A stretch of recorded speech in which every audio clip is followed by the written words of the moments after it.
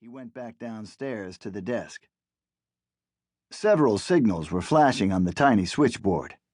Charlie answered them deliberately, stonily unapologetic in the face of inquiries as to whether he'd dropped dead or been on a vacation. Everyone ought to know by this time that he was the only night employee of the Beacon City Hotel. He had the whole shooting match to take care of from 9 p.m. until 9 a.m., so he had plenty to do besides just stick around the desk. And any time anyone got griped too much about it, they could go to another hotel, the nearest of which was 20 miles away. Charlie had told a number of gripers where they could head in. Mr. Farley, the owner, had told him to. The way Farley, the stingy old jerk, figured it, hardly anyone stayed at the Beacon City Hotel unless they had to, and he couldn't sell any more rooms with 2 night employees than he could with 1. Charlie yawned sleepily and glanced at the oak-cased wall clock. Going behind the key rack, he doused his face at the dingy lavatory and dried on one of the cleaner sections of a soiled roller towel. Lady killer, he thought, studying his pimpled reflection in the mirror. Oh, you beautiful babes. Offhand, he could remember seeing only 2 or 3 girls in Beacon City who might even remotely qualify as truly beautiful babes, and none of these, as the saying is, had been able to see him at all. But, well, maybe he just hadn't been looking sharp enough. He hadn't gone about things right.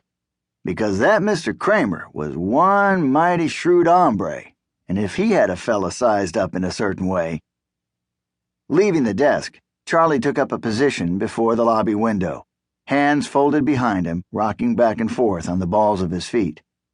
The glass was so dusty and fly-specked as to serve inadequately as a mirror, and in it he was only mildly unappetizing. Rosehip, the Chinese laundryman's lovely daughter, tripped by on her way to business college. Charlie winked at her, and she stuck out her tongue at him. Charlie smirked knowingly. There just wasn't much of anything stirring after that. As Charlie put it, you could have fired a machine gun down Main Street without hitting a soul. It was due to the recent changeover to daylight saving time, Charlie thought. Folks hadn't got used to it yet.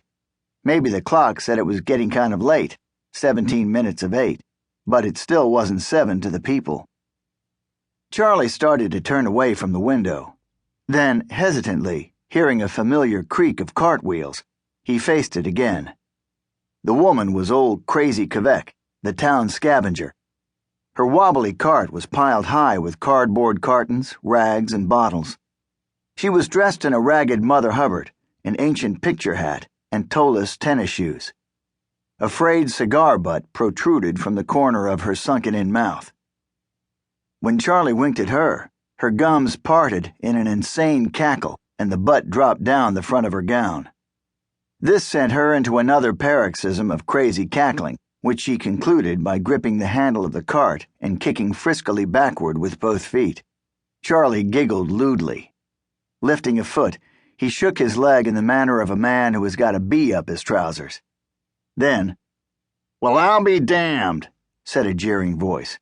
"Yes, sir, I will be damned." It was Mac Wingate, bank guard and longtime resident of the hotel. Mac Wingate, dressed in his crisp, gray-blue uniform and cap, his plump face twisted in a look of acid astonishment. "So that's your girlfriend," he said. "You and Crazy Quebec. Well, I guess you're getting the best of the bargain at that." "Now, listen, you." The clerk was scarlet-faced, tremulously furious. "You better not. Go on and fill your inkwells. Clean out the spittoons." "'Spect you're feeling pretty proud, eh, Charlie? Me? Now, I like 'em kind of mature myself, and you sure got to admit old Crazy's matured. Hard to tell which stinks the ripest, her or the—" "Yeah," said Charlie desperately. "I guess you know, don't you? You know all about her, don't you, Mac?" "Nah, don't you worry, boy. I know a real love match when I see it, and I ain't gonna come between you." "Dang you, Mac! You—" He searched wildly for some effective threat. "I'm warning you for the last time, Mac. No more cooking in your room. You do it just once more and—" Wingate belched, emanating an odor of day-old rolls and coffee. "But you're gonna let